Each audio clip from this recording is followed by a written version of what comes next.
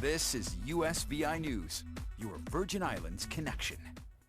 Hi, everyone. Thanks for joining us for USVI News. I'm Emily Matson. Health leaders here in the VI are continuing to warn residents of an alarming number of cases of COVID-19 in St. Thomas.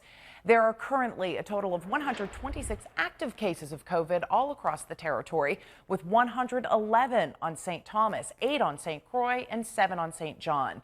There continues to be an uptick in cases in St. Thomas, where the health department says the cases are among unvaccinated individuals. The surge in St. Thomas, they say, could have been avoided with vaccinations. So the VI government is offering quite the incentive for Virgin Islanders to get a COVID vaccine. Our Ali Bourne-Vanek has details on that, along with an update on the situation surrounding St. Croix's Lime Tree Bay refinery.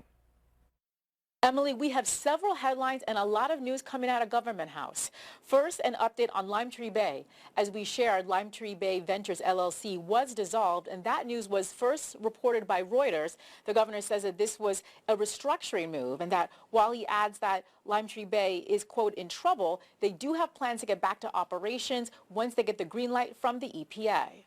I think a lot of that restructuring was due to how they're financially structured and things that they did in order to separate the investment from other interests. So, like right now, they're in trouble. I would not be one to say that the refinery is seeing a bit of a trouble now financially. They have these EPA concerns. They're over budgeted. So we're working with them to try to make sure that they can get the refinery back up, but do so in a safe way that protects our residents. But if they can't do it, then they can't do it. But we're trying our best to work with the EPA. We have had a discussion with the region. This shutdown that they had is an extreme action of the EPA. It has only been invoked 11 times in its 50-year history. So we understand the shutdown and we respect that. We want to make sure that Lime Tree does what they're supposed to do within the 60 days and then return to safe operations, providing jobs and much needed investment in our territory.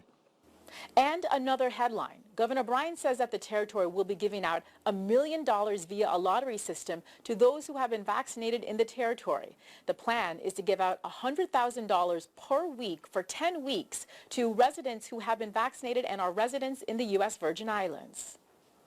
So if you are already vaccinated, you will automatically be included into the drawing.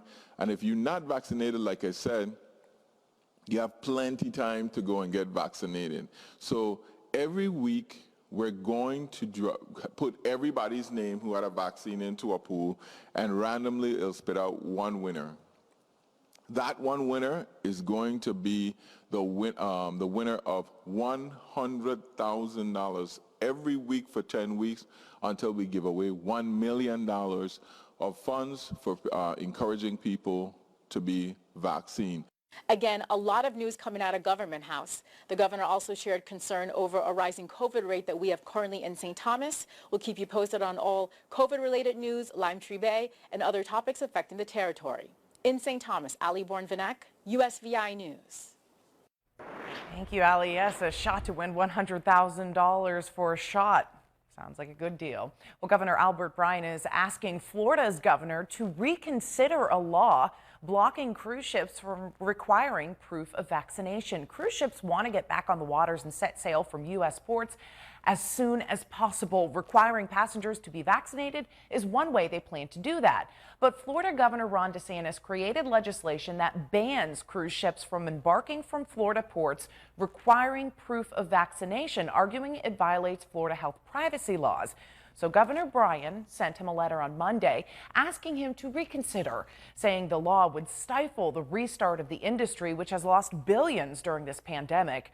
In his letter to Governor DeSantis, Governor Bryan wrote in part, quote, "If nothing else, grant an exception to cruise lines that have destinations in the Caribbean, as St. Thomas, one of the most popular ports of call for cruises in the Caribbean, is in the direct line of fire," end quote. According to a recent consumer survey, 80% of likely cruisers want to resume sailing on ships which require vaccinations. Meantime, the cruise ship industry is ready to dive back in as ships get ready to set sail in the coming weeks now. On Friday, one major cruise line changed course about requirements for passengers to be vaccinated for COVID. As Natasha Chen reports, the cruise industry is entering uncharted waters when it comes to this pandemic. The cruise industry is getting ready to set sail once again. But a political storm brewing on land, one between Florida Governor Ron DeSantis and the Centers for Disease Control, suggests it will be anything but smooth sailing. Right now, most cruise lines are advertising new summer sailings with vaccination requirements. But Royal Caribbean abruptly changed course on Friday. Only its ships departing from Seattle and the Bahamas on or before August 1st will require passengers 16 and older to be vaccinated, but no vaccination requirements for its sailings from Texas or Florida. Florida, where businesses can be fined for requiring customers to show proof of vaccination. I was surprised by the blink because I think they're on the better side of it, and I think they're better off staying on Team CDC rather than Team DeSantis. Michael Winkleman, a cruise industry expert and maritime lawyer in Miami, says the situation on cruise ships is unique, and the CDC is trying to keep people safe. There appear to be a waiting pattern here. Last year, a number of cruise ships remained unable to dock when coronavirus spread through tight quarters. After the CDC issued a no-sail order, ships sat idle for 15 months.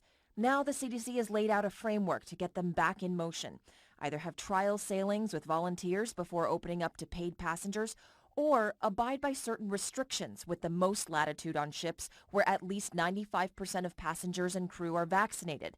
DeSantis has sued the CDC over this, with no end of the legal battle in sight. But just make no mistake about this. Had we not done what we did, and I think a lot of those cruise lines would admit this, had we not done what we did by suing, you would not be talking about sailing right now. There's not been a single elected official in this country who's done more to liberate the cruise lines from a bureaucracy that is totally out of touch. In my opinion, this has nothing to do with helping business. It has nothing to do with keeping people safe. It has to do with him playing to a very small but vocal base of his supporters in an effort to win in 2024. Winkleman says DeSantis won't likely win this lawsuit, a sentiment echoed by a Miami Herald op-ed saying the cruise industry wants to go back to work. The CDC isn't the issue here. The badly conceived vaccine passport law is.